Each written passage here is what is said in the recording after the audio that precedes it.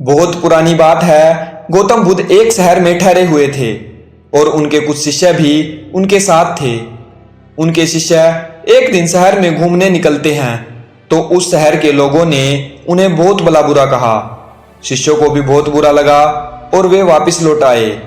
गौतम बुद्ध ने जब देखा कि उनके सभी शिष्य बहुत क्रोध में दिख रहे हैं, उन्होंने पूछा, क्या बात है, आप सब इतने क्रोध में क्यों हो? तभी एक शिष्य क्रोध में बोला, हमें यहाँ से तुरंत प्रस्थान करना चाहिए। जब हम बाहर शहर में घूमने गए तब वहाँ के लोगों ने बिना वजह भला बुरा कहा।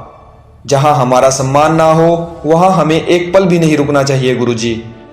यहाँ के लोग सिर्फ दुर्व्यवहार के सिवाय कुछ जानते ही नहीं।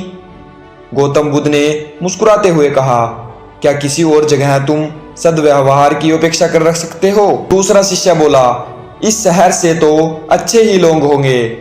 तब बुद्ध बोले, किसी जगह को सिर्फ इसलिए छोड़ देना गलत होगा कि वहाँ के लोग दुर्व्यवहार करते हैं।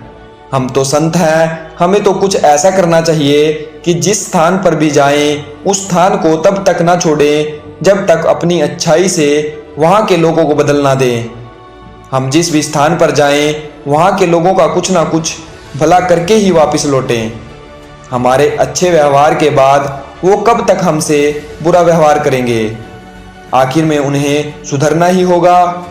वास्तविकता में संतों का काम तो ऐसे लोगों को सुधारना ही होता है। सही चुनौती तो वो है जब हम विपरीत परिस्थितियों में भी खुद को साबित कर सकें। यह बातें सुनकर बुद्ध के प्रिय शिष्यों में से एक अंगद ने पूछा, उत्तम व्यक्ति किसे कहते हैं गुरुजी? इस पर बुद्ध ने जवाब दिया, जिस प्रकार युद्ध में बढ़ता हुआ हाथी चारों तरफ से तीर सहते हुए भी आगे बढ़ता जाता है, ठीक उसी प्रकार उत्तम व्यक्ति भी दूसरों के उपशब्दों को सहता हुआ अपना कार्य पूर्ण सकारात्मकता से करता रहता है। बुद्ध ने अंत में कहा, खुद को बस में करने वाला प्राणी ही उत्तम हो सकता है।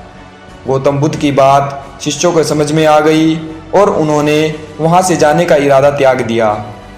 तो दोस्तों, इस कहानी से हमने सीखा है कि जिस व्यक्ति का खुद पर पूरा कंट्रोल होता है वही उत्तम और महान व्यक्ति कहने के लायक है।